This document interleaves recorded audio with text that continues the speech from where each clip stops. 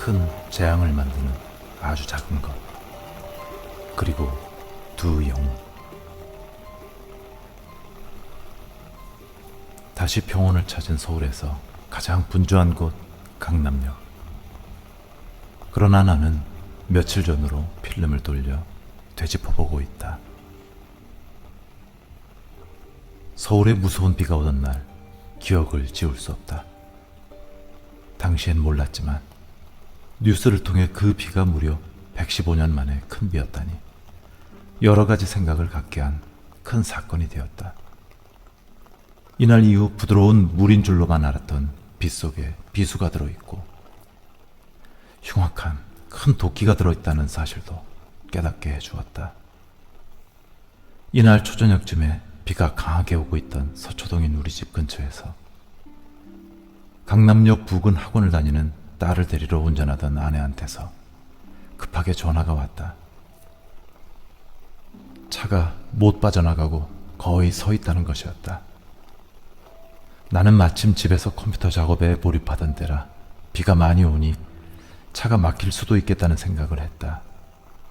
그래서 바퀴가 반쯤 잠기는 정도는 무조건 위험하니 그 상태가 되면 더 이상 진행을 하지 말라고 당부했다. 그런데 조금 있다 또 전화가 왔다. 그냥 길에서 1시간 넘게 서 있다는 것이었다. 그래서 나는 통할 수 있는 골목길 없냐고 물었다. 이러한 통화를 서너 번 한 끝에 아내는 1시간 반 정도를 바로 집 근처 도로 차들 틈에 갇혀 있다가 결국 딸한테 가는 걸 포기하고 간신히 집으로 돌아왔다. 이제는 딸이 와야 하는데 강남역은 전체가 물이 차 차가 다니지 못한다는 것이었다. 아무래도 위험하겠다는 직감이 들어 딸한테 걸어서라도 가보려고 전화를 했다. 그런데 전화가 되지 않았다. 불안감이 물려왔다. 이런 흥분 상태가 고조될 무렵 현관문 소리와 함께 집 안으로 딸이 들어왔다. 휴, 이제 내 식구들이 확인된 순간이었고 이제부터 뉴스를 보게 된 나는 강남역과 바로 부근인 우리 집 동네에 예년과 다른 큰 일이 벌어지고 있음을 알게 되었다. 차들이 둥둥 떠 있고 사람들은 아슬아슬 물과 사투를 벌이며 고개를 하는 등 그저 전쟁터 같았다. 딸이 다니는 학원은 강남역 1번 출구 근처이니 행정상 역삼동인 것이고 이쪽 서초동으로 오려면 강으로 변한 넓은 도로를 건너와야 하는 상황이었으니 막상 무사히 온 곳을 보고는 나는 놀라지 않을 수 없었다. 딸은 돌아오며 위험했던 상황을 휴대폰에 담아와 당시 살벌했던 순간을 떨면서 나에게 보여주었고 나는 생전 처음 보는 재난영화 같은 실제 장면을 보게 되었다. 이 동네에 나름 오래 살고 있던 터라 가끔 큰 비 오면 물이 찬다는 걸 알아 이번에도 크게 치르는구나 라는 생각을 했는데 이번엔 뭔가 다른 느낌을 받았다. 그동안과는 차원이 다른 무지막지한 재앙을 맞고 있다는 것이 점점 더 느껴졌다. 수년 동안 어느 단체의 명예기자로 재능 기부하기 시작하던 때부터 기자라는 마음의 틀에서 벗어나 있다는 생각을 해본 적이 없는 나는 위험하니 나가지 말라고 걱정해주는 아내의 말을 뒤로하고 작은 카메라 한 대와 휴대폰, 우산을 들고 비 오는 동네를 가기 시작했다. 평범한 기자이지만 제대로 된 역사의 목격자 역할만 되어주어도 좋겠다는 작은 생각도 다시 발동했다.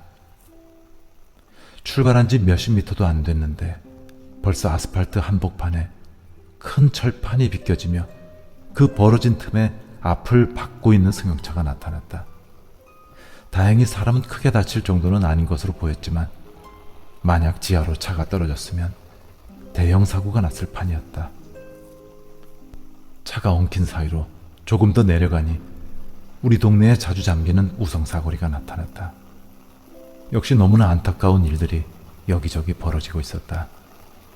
몇 년 전에 잠긴 슈퍼마켓은 또 물이 들어와 사장님은 아연실색하면서도 대책 세우느라 분주히 움직였고 사거리엔 이미 물이 찬 주인 없는 차와 맨홀이 옆으로 나와 큰 구멍이 생겨 떨어지기라도 하면 큰 사고가 날 상황부터 새로 생긴 상가에도 예외 없이 물이 차고 있었다. 차들은 거의 통행이 되지 않아 멈춰 있고 그저 아우성 그대로였다.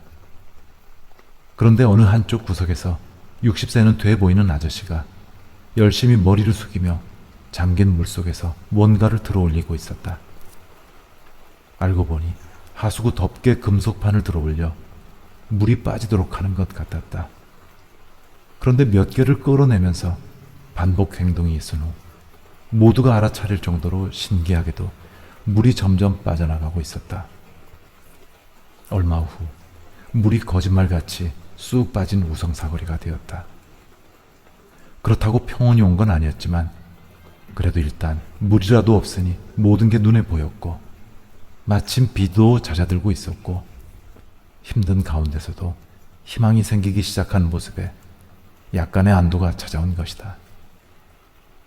난 위험을 무릅쓰고 솔선수범한 아저씨가 대견해 인사를 했고 다시 강남역 쪽으로 발을 옮겼다.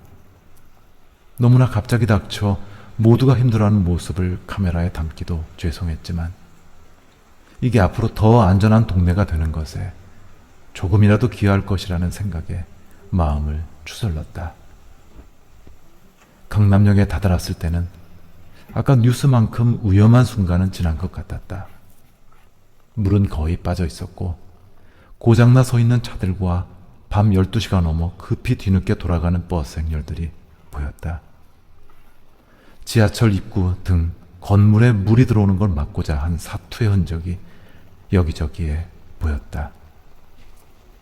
강남역을 돌아 삼성 본사 건물을 거쳐 이제 집으로 가는 길목을 가고 있었다. 그런데 수십 대의 차량이 엉켜서 가지 못하는 장면이 목격됐고 여긴 지대가 더 낮았는지 뭔가 큰일이 벌어졌다는 걸 직감했다. 배라도 됐던가 물 위에 떠다니다 내동쟁이 쳐진 것으로 보이는 인도에 반쯤 걸린 승용차. 웅성웅성 뭔가 흥분된 사람들의 움직임, 소방차, 구급차의 빠른 불빛들. 그런데 어느 한 젊은이가 아까 우성사거리에서 봤던 아저씨 같은 모습으로 연신 하수구를 치우고 물을 빠지게 하고 있었다. 계속 쉬지 않고 낙엽과 쓰레기로 엉킨 하수구를 정리했다. 물어보지 않을 수 없어 잠깐 말을 붙였다. 알고 보니 먼 지방에서 이 동네 가족집에 왔다가 난리가 난 것 같아 나와서 이렇게 물빠짐 작업을 하고 있다고 했다. 그러고는 본인이 이렇게 하면 다른 사람들도 나서서 하게 될 줄 알고 했다고 했다.